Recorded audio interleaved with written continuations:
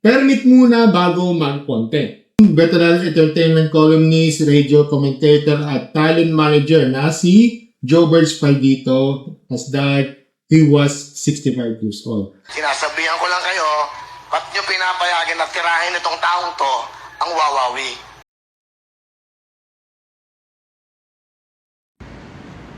O guys, magandang araw po sa inyo ha. Nandito po tayo. What's up sa inyo mga engot? Banata mo, boss. Nandito po tayo ngayong araw para magbigay ng konting reminder. Unang-una, para sa mga nagbomotor, dalhin ang lisensya at always wear your helmet. Teka, ba't kasi iniiwan niyo yung mga yan? Ano ba naman mga pinagdadala ninyo? Lisensya tsaka helmet lang, di nyo pa madala. Ano mo, boss? O yan, sa mga nagbomotor ha, basic reminder yon. Ngayon naman, para sa mga nagmamaneho, unang-una, lisensya. Pangalawa, dapat mahaba ang inyong pasensya. Iwasan ang mga road rage at away kalsada. Kaya nga ito na ako eh. Ako na ang magagalit. Dali mo na lang yung lisensya mo, tapos common courtesy tsaka... Uumpog ko sa ano to eh, post ito, boss. Last mo na, isa pa, last na lang ha. Last na talaga? Last na. O guys, Iinit ako dyan para eh. naman sa mga humaharang sa bangketa, kotse man yan, tindahan man yan, motor man yan, ang sidewalk ay para sa pedestrian, hindi po yan hinaharangan. O kung sa inyo pala, bakit ay pasok nyo sa bahay ninyo? Ano ba naman itong mga tao na to ginagawang para daan yung ano? Sige na, boss. Baka mapano sa akin yan. Magpaalam ka na. Magpaalam ka na. O guys, basic reminder lang yan. Medyo may taulo nung kasama ko. O, tandaan ha, yung mga reminders po natin sa nagmomotor, nagmamaneho at mga obstruction sa bangketa. Maging sensitive naman kayo. Oh, in short, huwag kayong engot! Nakakainis kayo eh. Parang ano, alam mo yung translator ni Obama, parang tapos yung ano ba yan? Hindi ba yan? Tama ba ako? Sino ba yan? Basta yan yun na yun. Ayaw na. Okay.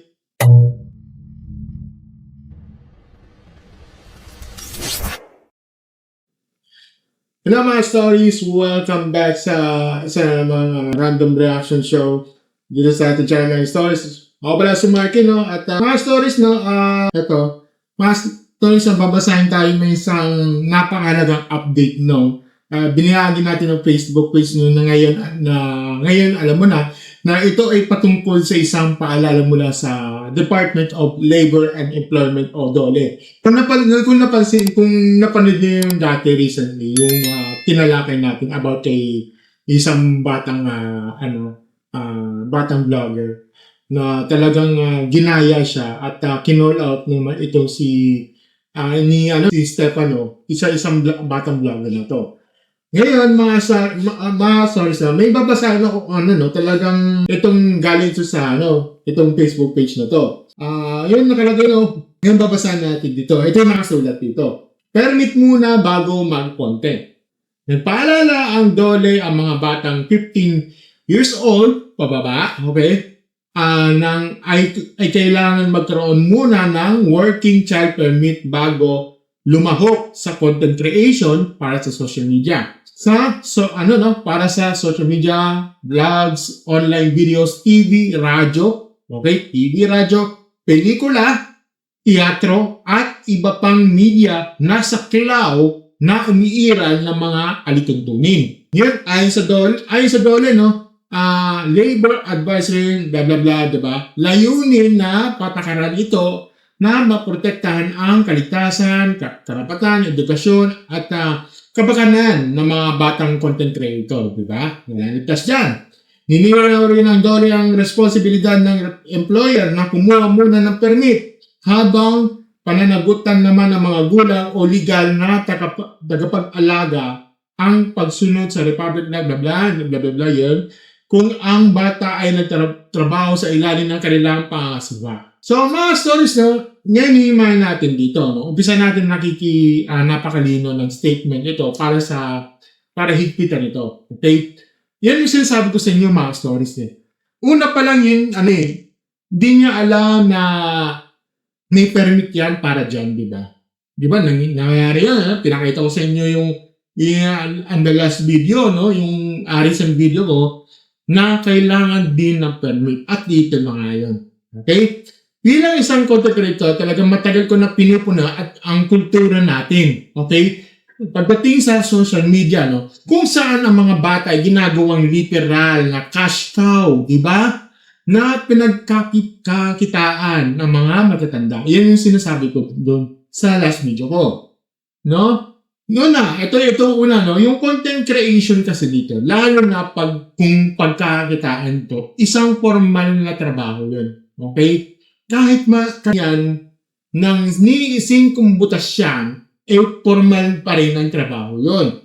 Huwag natin lokohin ang sarili natin, ha? Kapag ang isang bata ang pinapaharap sa camera araw-araw, pinapasunod mo yung script, di ba? Pinag-i-endorse ng produkto, di ba? Naalala mo yun, no? At kumita ng YouTube channel o Facebook page pa yun, di ba? Ng libo-libo, milyon-milyon, or even TikTok din, di ba? Negosyo yan. Okay? This is why, considered as a business. Okay? At kapag negosyo yan, at mga bata ang pangunahing tauhan dito, this is called a child labor iyon. Okay? Pangalawa, ito, ang papel sa magulang. Yan na sasabi ko, DOLE advisory. Pananagutan ng magulang ang pagsunod sa Republic Act, blah blah blah, di ba? Bakit mo kailangan idikdik sa utak ang mga tao? Dahil maraming magulang ang nagtatago sa linya. Katuwaan lang naman ang anak ko, ganito ganyan, gusto na naman ang anak ko mag-video. Okay. Kahit sabihin natin yan, kahit pag gusto yan ng bata, okay? Gusto niya ng bata, ganito ganyan, responsibility, automatically, responsibilidad yan ng magulang na siguraduhin hindi maaabuso ang bata na yun. Okay? Kapag ang bata umiyak na sa pagod dahil kailangan mo mag-shoot para sa quota ng vlogs nyo, hindi na lang katuwaan. Kapag ang bata ay nabash, ang milyon-milyon, di ba? Nabash niya nga yung tao Pinagdalandakan na nabas yung bata. Di ba? Yan. Kaya dahil lang sa content na kayong mga matanda, mag-isip-isip kayo mag-upload, di ba? Kayo may kasalanan yan, considered. Automatic na yan. Ang working child permit ay isang paraan ng gobyerno para masigurong pumapasok pa rin sa eskwela ng bata. Okay?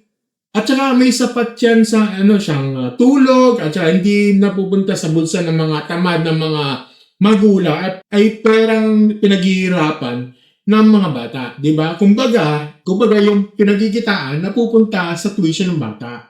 Ganun lang yun, di ba? At saka ito usapin ng kaligtasan ng ito. Sabi na pag-usapan natin ito sa mental health, di ba?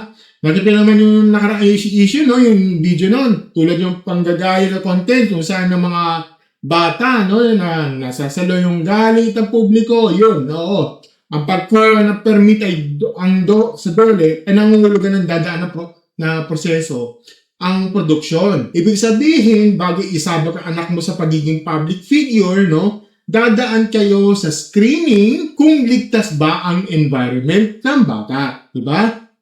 Tsaka pangapat, yung sa mga alaman dito yung sasabing dinidilit yung DOLE sa pangarap ng bata na maging sikat, di ba? Well, hindi siya baliktad kasi yung logical niyan. Ang pinapatay ng DOLE dito ay yung pananamantala. Okay? Kung legitimate naman yan yung ginagawa ng content creation na yan, hindi kayo matatakot kumuha ng permit. Okay? Ang tanging kasi dito, ang tanging matatakot ka lang dito sa batas na ito ay ang mga magulang at management na sanay abusuhin ang oras at karapatan ng mga bata para lang kumita lang ng pera. Di ba? Okay. So, ang masasabi ko lang dito, mga stories, no? Ang logical na mapapanood na hakbang na ito sa DOLE. Ang internet ay isang napakadelikadong lugar. Alam niyo na naman yun. 2026 na, hanggang ngayon, napakadelikado na. Iba ng mga internet predators, hindi ma-predict yan. Okay? Hindi porket na ikaw ang magulang o guardian na may karapatan ka ng gawing empleyado ang anak mo na walang regulation. Ang batas ay ginawa para protektahan ang mga walang laban. Mga batang 15 years old pababa ay hindi pa sapat ang capacity para purmima ng mga kontrata, ganito, ganyan. Mag-desisyon para sa kanilang career, mag-handle ng mga mental stress, mental stress ang dala ng online fame, di ba?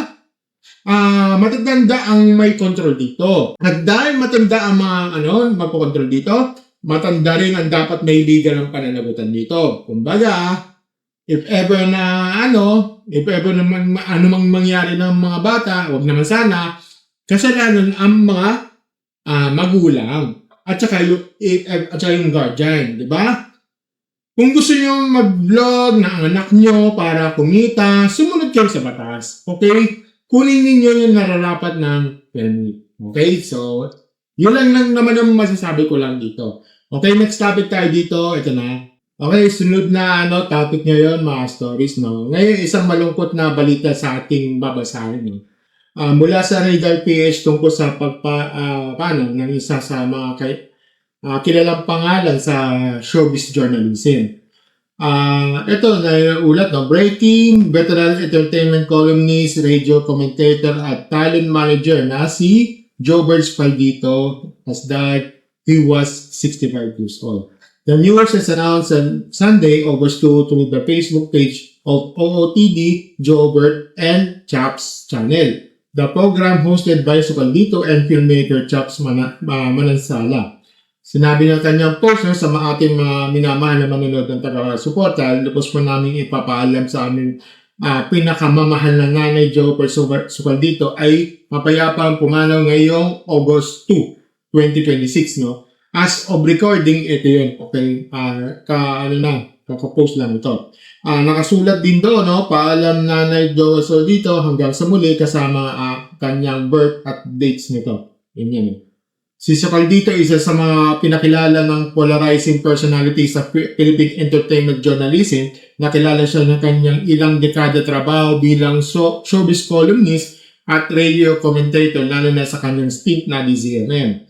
Sa kabila ng kanyang outspoken opinions, naging sentro rin siya sa mga legal na alitan na controversial na ito siya.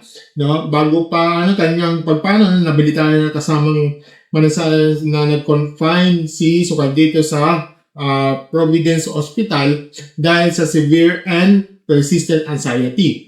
Humingi rin ng panalangin ng kanyang mga kasamahan bago ang pangyayaring ito. Bukod sa pamamahayag, nagtrabaho rin siya sa mga politika tulad ng Manila Kingpin Silab. Sa ngayon, wala nang pang inilalabas ang sanhi ng kanyang pamilya. Mga stories, bago tayo bigyan na ako ng opinion at ng reaction, just make it a moment of silence in 15 seconds.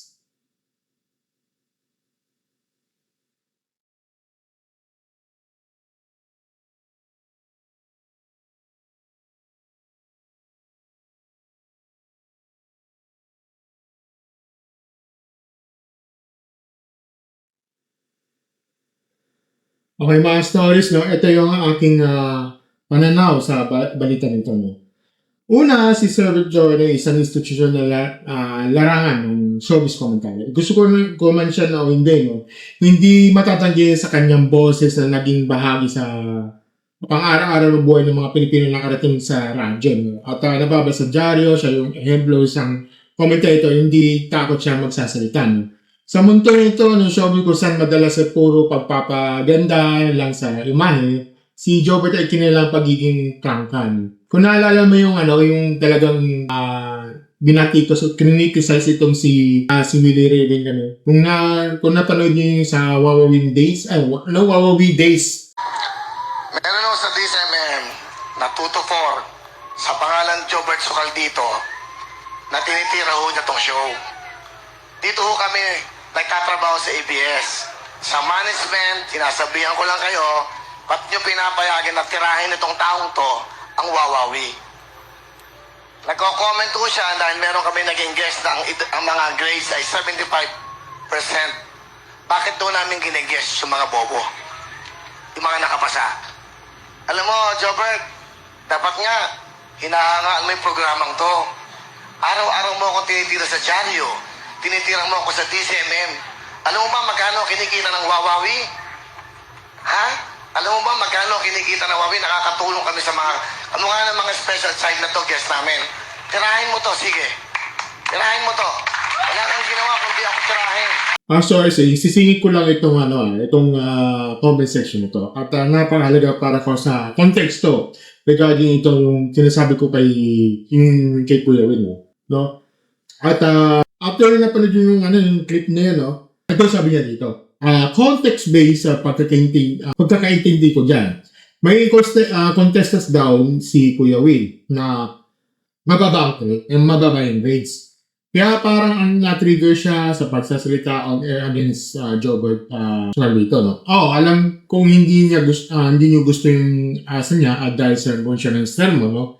May dahilan kung bakit, no? At walang perfecto sa mundo. At isa rin naman yung ito, sabi niya dito, no? Isa rin naman si Joshua rin kagagawan kung bakit nagkaganon si Kuya Will. Hindi naman natin isisisi si Kuya Will kung bakit siya nagbitaw ng masasakit na statement sa management ng ABS-CBN. Dahil sa pagbatikos ni Jobert Socaldito sa mga contestant niya sa 75. Pasang awa sa day. Yun ata yung